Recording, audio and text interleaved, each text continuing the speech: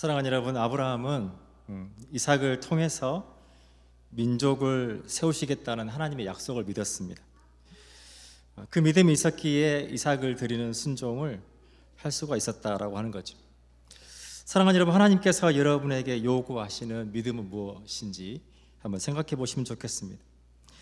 하나님께서 우리에게 믿음을 요구하실 때 우리가 분명하게 기억할 것은 무엇이냐면, 불가능한 것을, 우리가 할 수 없는 것을 하나님께서 우리에게 요구하시지 않는다라고 하는 겁니다. 하나님께서 아브라함에게 이삭을 번제로 드리라고 할 때 하나님은 불에 탄 이삭의 시체가 필요한 분이 아니셨습니다. 아들을 죽이고 슬퍼하는 아브라함을 보고 싶은 것이 아니었습니다. 하나님께서 아브라함에게 요구하신 것은 그가 하나님을 믿는 믿음이었다라고 하는 겁니다. 그래서 히브리서는 아브라함이 그 믿음을 하나님께 드렸다라고 증언합니다. 히브리서 11장 17절부터 19절을 제가 읽어드리겠습니다. 아브라함은 시험을 받을 때의 믿음으로 이삭을 드렸으니 그는 약속들을 받은 자로 돼 그 외아들을 드렸느니라. 그에게 이미 말씀하시기를 내 자손이라 칭할 자는 이삭으로 말미암으리라 하셨으니 그가 하나님이 능히 이삭을 죽은 자 가운데서 다시 살리실 줄로 생각한지라. 비유컨대 그를 죽은 자 가운데서 도로 받은 것이니라.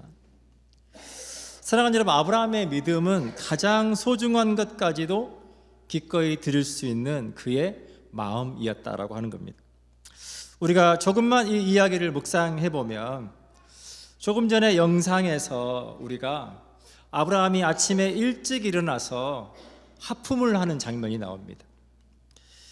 마치 아무 일이 없는 평범한 하루를 시작하는 것 같은 그런 아브라함의 그 모습을, 그가 어떻게 하나님 앞에 이삭을 드릴 수 있었는지를 이해한다면 우리는 그 모습을 이해할 수 있을 것입니다. 사랑하는 여러분, 아브라함은 이삭을 죽여서 그가 번제물로 드리려고 했던 것이 아닙니다. 하나님께서 그에게 주셨던 그 이삭을 다시 하나님께 온전히 맡겨드리려고 했다는 것을 여러분 기억하시면 좋겠습니다. 그의 신앙 고백은, 하나님, 이 아들을 주신 분이 하나님이십니다. 사랑하는 여러분, 저와 여러분을 구원해 주신 분이 하나님이십니다.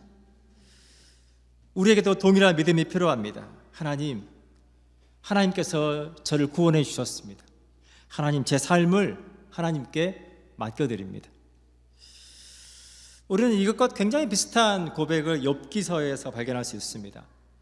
여러분 잘 아시는 것처럼 욥은 사단의 시험으로 인해서 하루아침에 자녀들을 모두 잃게 됩니다. 그때 욥이 이렇게 고백합니다. 욥기서 1장 20절로 22절입니다. 욥이 일어나 겉옷을 찢고 머리털을 밀고 땅에 엎드려 예배하며 이르되, 내가 모태에서 알몸으로 나왔사온즉 또한 알몸이 그리로 돌아가올지라.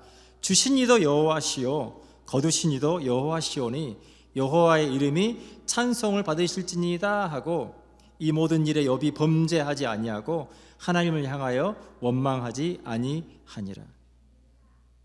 하루아침에 모든 자녀들을 끔찍하게 잃고 나서 욥이 겉옷을 찢고 머리털을 밀고 땅에 엎드립니다. 그렇게 하고 나서 그가 하나님을 원망하고, 하나님 어떻게 저에게 이럴 수 있습니까? 하나님, 제가 얼마나 하나님을 섬겼는데 어떻게 제 삶에 이런 일이 일어날 수 있습니까? 어떻게 하나님 그러한 일을 허락하실 수 있습니까? 라고 원망한 것이 아니라 욥이 일어나서 하나님 앞에 엎드려 그가 하나님을 예배했다라고 성경은 기록합니다. 그리고 그가 하나님의 이름을 찬송하고 그가 하나님을 향하여 원망하며 그 마음으로 범죄하지 아니하였다라고 하는 것이죠. 그 이유는 너무나 분명합니다. 주신 이도 여호와시요 거두신 이도 여호와시오니, 하나님에 대한 믿음이 있었기 때문에 그가 하나님을 예배하고 찬송할 수 있었다라고 하는 것입니다. 사랑하는 여러분, 욥기의 결말을 아신다면 오늘 시간 함께 잠깐 고백해 보면 좋겠습니다. PPT를 띄워주시고, 하나님은 오늘도 우리가 걸어가는 길 위에 필요한 것을 준비하고 계십니다. 우리 함께 고백하겠습니다. 시작. 하나님은 오늘도 우리가 걸어가는 길 위에 필요한 것을 준비하고 계십니다. 그래서 믿음으로 걷는 자에게 하나님은 결코 늦지 않으십니다. 여러분의 그 믿음이 있기를 축복합니다.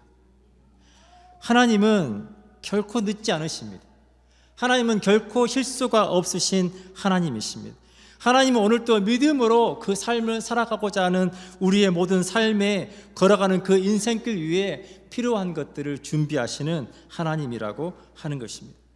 사랑하는 여러분, 다시 묻습니다. 하나님께서 여러분에게 요구하시는 믿음은 무엇입니까? 유관순 여사가 3.1 운동 전날 드렸던 기도를 잠깐 나누려고 합니다.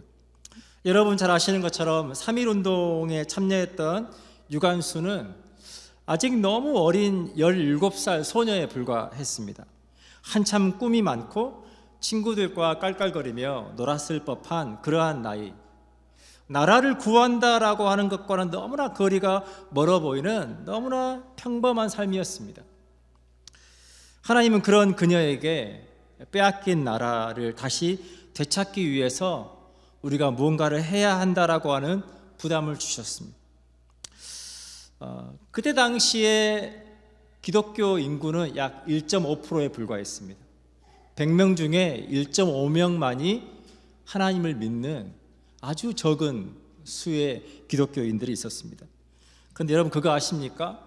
그 적은 기독교인들이 독립운동의 중심에 한가운데서 그들이 목숨을 바쳐가면서 나라를 위해서 독립운동을 했다는 것을 여러분 기억하시면 좋겠습니다. 그들은 가장 귀한 자신의 삶을 나라의 독립을 위해서 드리겠다라고 결단했습니다. 그들이 이렇게 믿음으로 결단할 때 더 이상 그들은 평범한 사람들이 아니었습니다.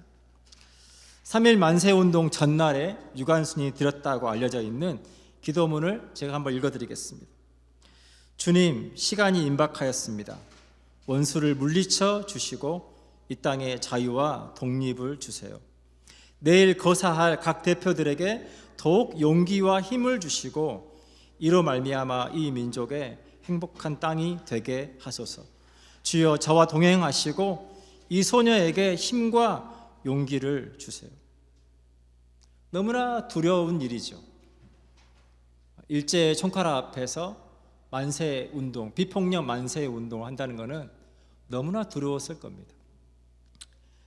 그 두려움 앞에서 믿음으로 결단하고 하나님 용기를 주십시오. 하나님 그렇게 나라를 위해서 자기의 삶을 드리려고 하는 이들을 하나님 붙잡아 주십시오. 그 기도를 드렸다라고 하는 거죠. 여러분 히브리서 11장은 우리에게 이렇게 말합니다. 믿음은 바라는 것들의 실상이요 보지 못하는 것들의 증거다. 안타깝게도 유관순 여사는 해방을 보지 못했지만 그러나 하나님께서 장차 저희 민족 가운데 주실 자유를 믿었다라고 하는 겁니다. 그 믿음이 그들로 하여금 기꺼이 목숨을 던져서 그렇게 나라를 위해서 희생할 수 있게 했다라고 하는 것입니다. 100여 년이 지난 지금 우리는 자유 대한민국의 한 사람으로서 우리가 그들의 숭고한 희생을 기리고 이름을 기억하며 감사하고 있다라고 하는 것입니다. 사도 바울은 하나님의 사랑을 우리에게 이렇게 설명해 줍니다. 로마서 8장 32절입니다. 자기 아들을 아끼지 아니하시고 우리 모든 사람을 위하여 내주신 이가 어찌 그 아들과 함께 모든 것을 우리에게 주시지 아니하겠느냐. 사랑하는 여러분, 하나님은 아브라함이 이삭을 드렸던 것처럼 저와 여러분을 죄로부터 구원하시기 위해서 독생자 예수 그리스도를 십자가의 희생제물로 내어주셨습니다. 아들도 아끼지 않고 내어주신 여호와 이레 하나님은 오늘도 저와 여러분의 삶을 준비하십니다. 우리가 믿음으로 하나님께 나아갈 때 하나님은 마른 땅 위에 비를 주시듯 저 여러분 삶 가운데 그분의 은혜를 예비하신다라고 하는 것을 여러분 믿으시기를 축복합니다. 여러분께 다시 묻습니다. 사랑하는 여러분, 하나님께서 여러분에게 요구하시는 믿음은 무엇입니까?